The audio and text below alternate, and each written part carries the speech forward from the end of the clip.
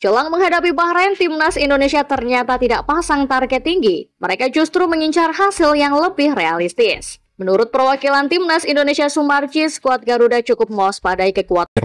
Yo Garuda! Hi guys, I'm Andrea. I'm an Italian fan that follows football all around the world. I really got into the Asian Cup that is being played. Untuk laga lanjutan putaran ketiga kualifikasi Piala Dunia 2026, mendapatkan respon dari pelatih Bahrain Dragan Talay. 4 aturan baru yang diusulkan Thierry Henry kepada FIFA. Dan aturan terakhir adalah yang paling gila. Pertama, dia ingin 1 poin bonus. Siap jadi bagian dari timnas Indonesia di kualifikasi Piala Dunia dengan kaos supporter timnas Indonesia. Bahan Cotton Combat 24S, sablon plastisol premium depan belakang. Auto jadi pemain ke-12, siap memberikan dukungan dengan sepenuh hati. Pesan sekarang. Wow, sangat menghijau sahabat-sahabat Garuda fan. Rumput yang ada di IKN TC Training Center dari PSSI yang berada di ibu kota Nusantara itu menghijau dan rumputnya itu standar FIFA. Sangat luar biasa Bapak Erick Thohir dalam membangun sepak bola timnas Indonesia. Dan sahabat-sahabat Garuda, kita dukung dan kita kawal Bapak Erick Thohir dalam memajukan sepak bola Indonesia, dan bersama timnas Indonesia semoga bisa menunjukkan tajinya dan bisa lolos ke Piala Dunia 2026. Dan sungguh luar biasa pula dan sangat bereforia kalau timnas Indonesia itu lolos ke Piala Dunia, sahabat-sahabat Garuda.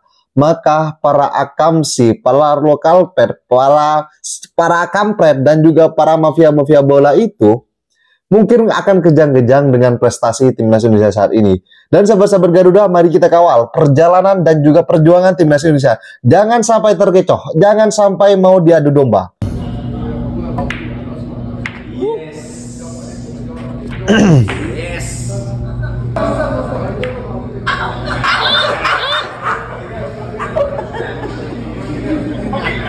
Oke. Hebat. Coach Sintayong hebat ya. Bukan hanya sekedar memainkan bola, tetapi memain bola bola sodok.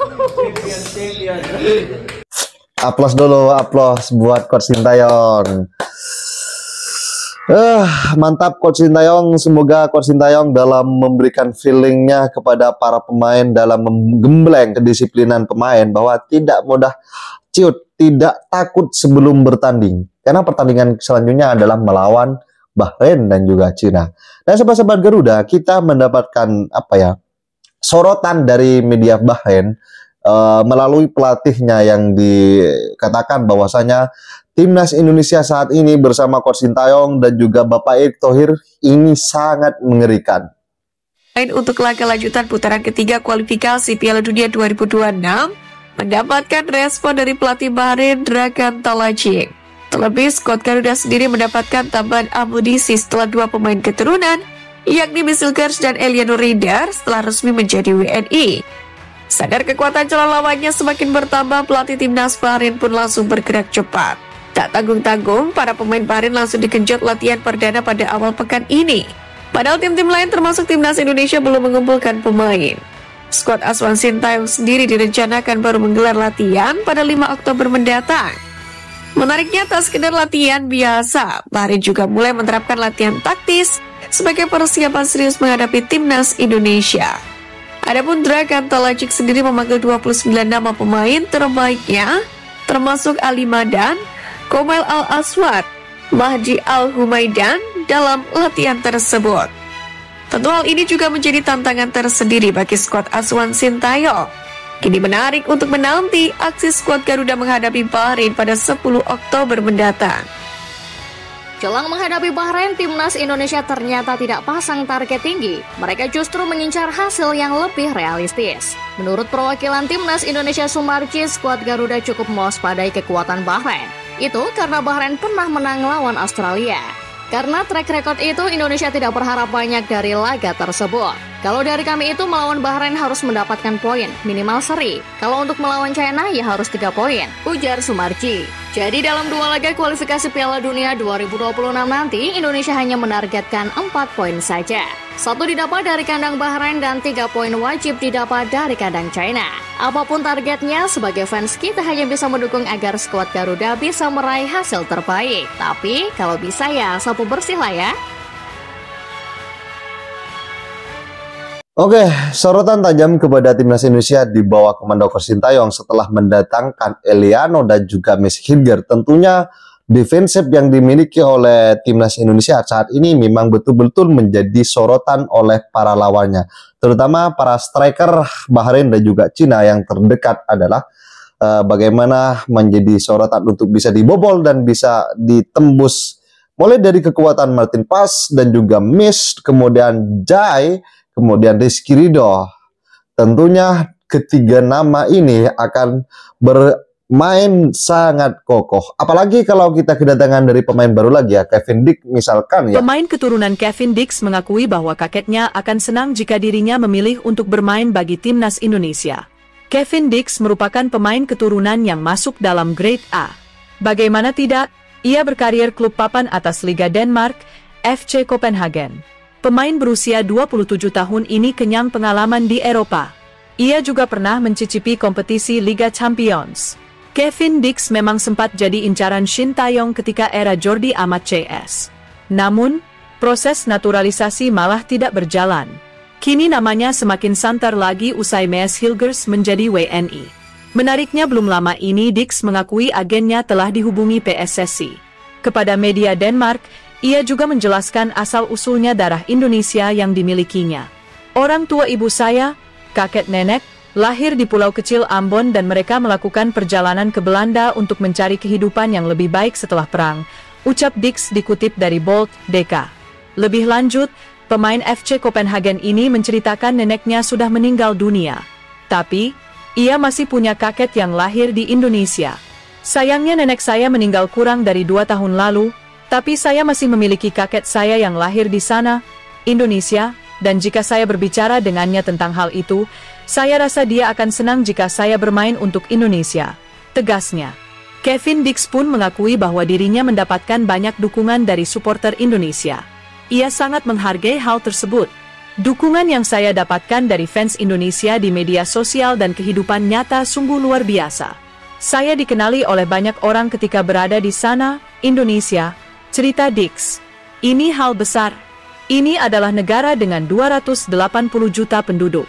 Ini cukup gila, tapi kita harus melihat apa yang akan terjadi, pungkasnya. Ya, yang seolah-olah atau yang sedang dirumorkan bisa memperkuat Indonesia. Dengan statement barusan bahwasanya timnas Indonesia memang betul-betul kekuatannya menjadi momok perhatian. 4 aturan baru yang diusulkan Thierry Henry kepada FIFA, dan aturan terakhir adalah yang paling gila. Pertama, dia ingin 1 poin bonus untuk tim yang mencetak 3 gol dalam 1 pertandingan. Dan jika mereka mencetak 6 gol, maka mereka akan mendapat 2 poin tambahan. Henry ingin menjadikan sepak bola menjadi lebih indah dan mengurangi permainan licik seperti parkir bus. Kedua, hak tendangan bebas jika sebuah tim membuang-buang waktu. Wasit harus memberikan tendangan bebas kepada tim lain dari jarak 25 yard. Pesan Henry jelas, mainkan saja sepak bola tanpa drama. Ketiga, pergantian pemain sementara. Aturan baru yang memperbolehkan tim untuk sementara mengganti pemain yang cedera untuk menghindari bermain dengan 10 orang. Sementara pemain yang cedera mendapat perawatan medis. Terakhir, penjelasan wasit setelah setiap pertandingan. Wasit harus menjelaskan keputusan mereka dan menjawab pertanyaan dari pers. Henry ingin para penggemar memahami mengapa wasit membuat keputusan. Oke, sahabat Garuda, jadi bagaimana tanggapan kalian soal dari 4 pendapat dari seorang Thierry Henry barusan? Jadi saya sangat setuju ya, kalau dari seorang wasit setelah pertandingan bisa mengungkapkan dan penjelasannya bagaimana kartu kuning itu dikeluarkan, bagaimana peluit itu dikeluarkan, biar kita kan nggak ada di para pemain ataupun dari sebuah tim itu tidak merasa penasaran gitu kan. Dan menjadi persoalan ya, saya juga tidak setuju dari poin pemain atau sebuah tim yang parkir bus. Karena timnas Indonesia saat ini ketika parkir bus bersama Coach Sintayong itu memang sangat luar biasa. Bukan hanya dari Mourinho, Coach Sintayong juga bisa kan bersama timnas Indonesia. Jadi bagaimana tanggapan kalian soal dari 4 aturan itu dari sosok Thierry Henry?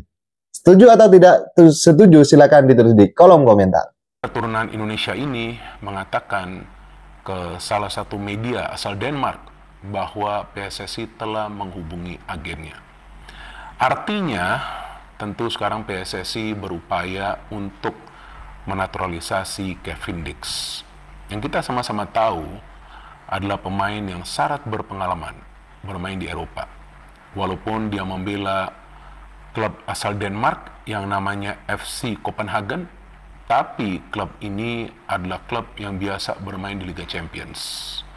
Artinya dengan pengalaman berharga yang dia punya, tentu jika dia bisa membela tim nasional Indonesia, maka tim nasional Indonesia kita akan semakin tangguh, khususnya di lini pertahanan.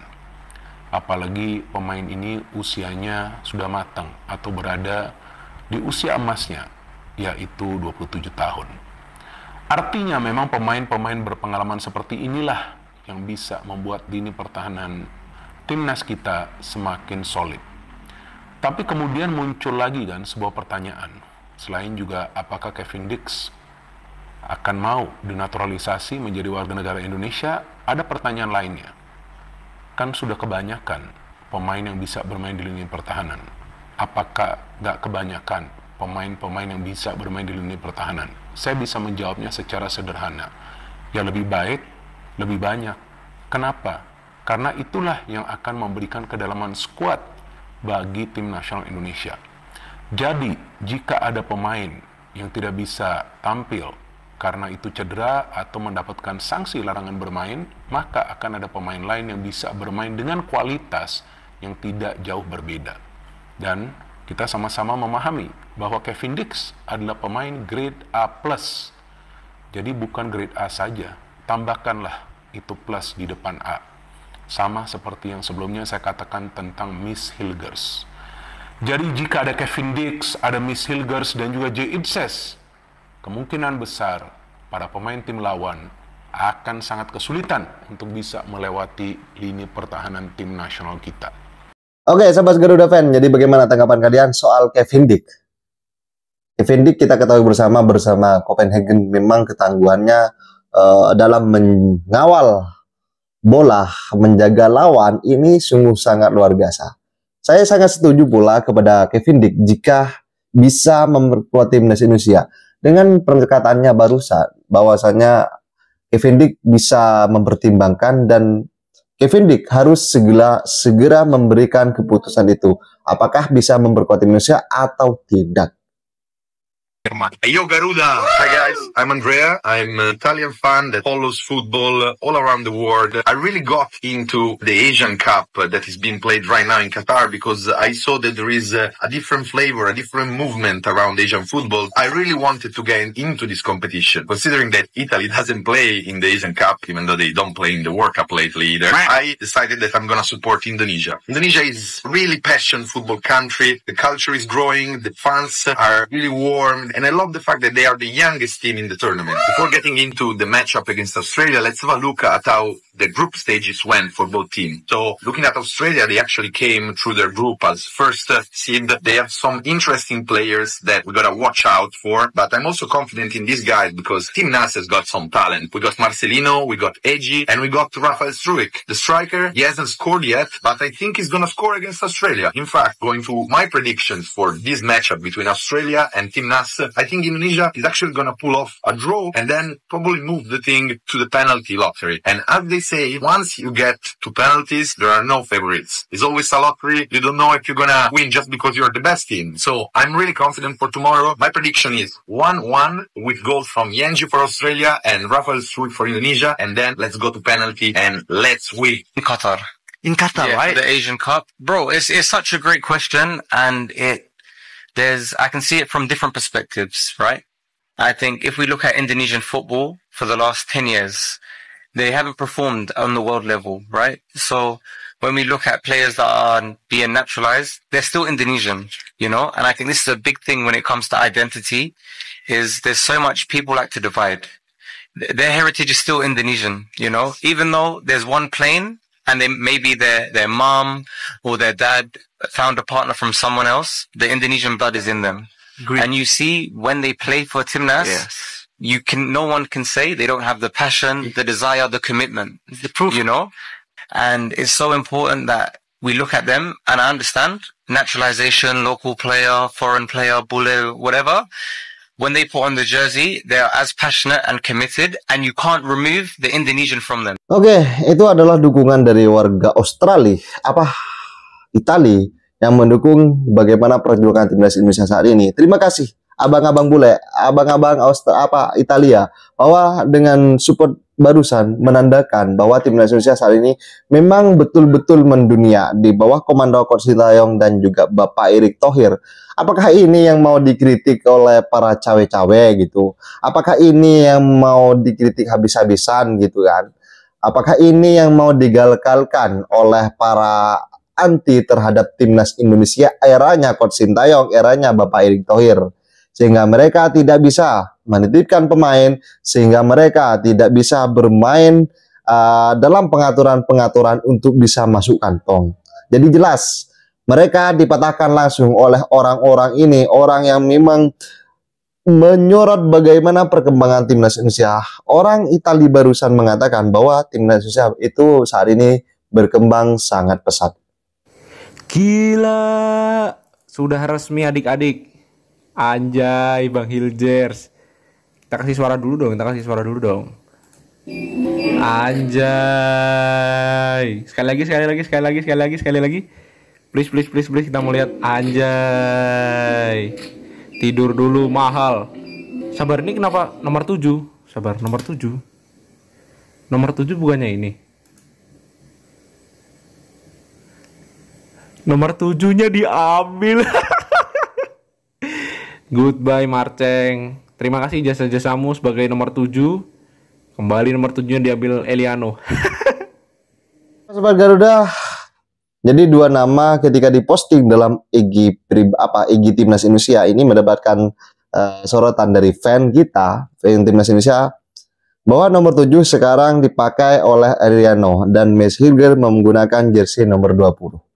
Semoga Marceng bisa membuat dirinya semakin tangguh dalam permainannya. Terima kasih jasa-jasanya Marceng. Semoga kedepannya kamu bisa merebut kembali posisi itu. Karena saya yakin star dari Marceng, permainan Marceng dari Marcelino ini sungguh luar biasa. Mungkin yang perlu ditingkatkan adalah bagaimana Marceng ini bisa menembus skuad saat ini di Oxford United.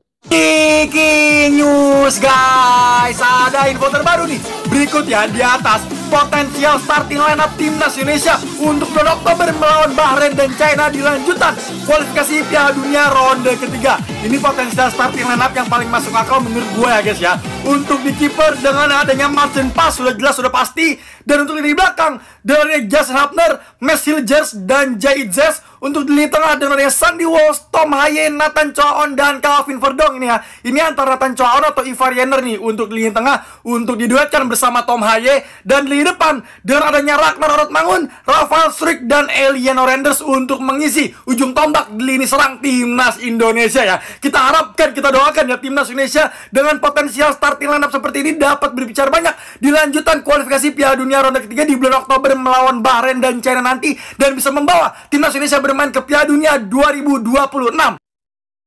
Potensial starting line up timnas Indonesia untuk putaran ketiga ini semoga berbicara banyak dan juga menghasilkan yang positif juga dan bisa menjaga asa lolos ke Piala Dunia. Kalau dipikir-pikir ya sahabat-sahabat Garuda fan, apakah dari para pemain kita yang berusia masih bisa masuk ke level U23, maka pemain-pemain muda itu yang menjadi misal seperti Elkan Bagat, kemudian Marcelino dan juga Justin Hapner itu bisa diperkuat untuk pemain U23. Jadi di timnas senior akan menjadi nama-nama yang baru nanti. Ini kita nantikan kejutan-kejutan selanjutnya bersama Coach Sintayong dan Bapak Erick Thohir. Pada akhirnya pelatih ini memiliki peran menentukan mau atau enggak. Ya. Itu kenapa ada beberapa pemain yang sudah naturalisasi cuman nggak pernah dipanggil, Bang Arya. Kiper? Siapa? Margono. Tapi nggak terpanggil. Oke. Tapi itu udah proses naturalisasi kan? Tapi saya nggak tahu.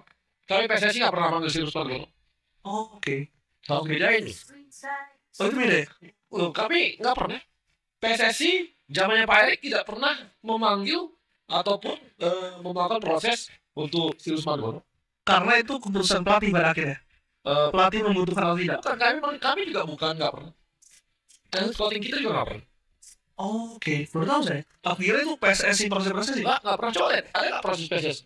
Coba cek deh, ada nggak proses PSSI? Pernah nggak Sirus salaman sama Pak Erik? Iya, betul. Nggak pernah. Pernah nggak Pak Erik sama Pak Sirus ketemu khusus gitu? Kan biasanya kami makan malam. Iya.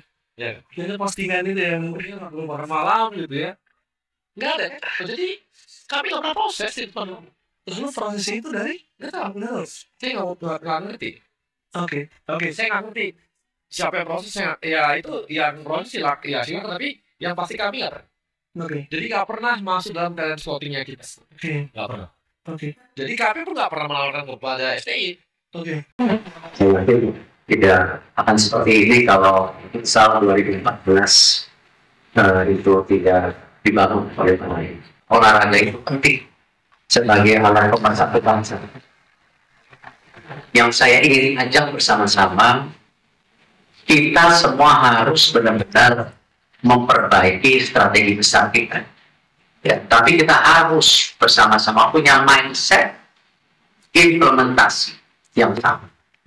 Saya sebagai ketua PSSI, saya akan support full. Saya punya komitmen PSSI harus bisa terus menjadi satu kesatuan di seluruh sepak bola Indonesia, termasuk mendorong futsal secara tim nasional. Oke, sahabat-sahabat Garuda Fan, jadi menurut kalian setelah Eliano dan juga Miss Hirger, menurut kalian siapa yang bakal menjalani proses naturalisasi dari pemain keturunan-keturunan itu yang sudah melebar dan berseliweran di media sosial, mulai dari Kevin Dick, Jan Madsen, kemudian siapa lagi, masih Mauro Sirsa. Apakah dari nama-nama itu akan segera menjalankan proses selanjutnya? Kita tunggu saja kejutan-kejutan yang sangat menarik dari Bapak Erick Thohir, tentunya bersama tim khususnya, bersama komando Bapak Erick Thohir. Timnas Indonesia akan terbang ke luar angkasa, amin. Dan sahabat-sahabat Garuda, bagaimana statement kalian dan tanggapan kalian? Silahkan ditulis di kolom komentar. Dan jangan lupa patahkan narasi-narasi yang memecah belah persepak bolaan Timnas Indonesia dan juga sepak bola Liga Domestik kita, yaitu Liga 1 Indonesia. Dan sahabat-sahabat Garuda, kita dukung sepenuhnya apa yang menjadi harapan dan juga menjadi potensial dari Bapak Erick Thohir untuk membangun sepak bola Indonesia ke level Asia atau bahkan mendekati ke Eropa. Salam sepak bola keren, salam sepak bola bersih. Bersama Bapak Erick Thohir, Timnas Garuda Jaya. Bersama saya, salam olahraga.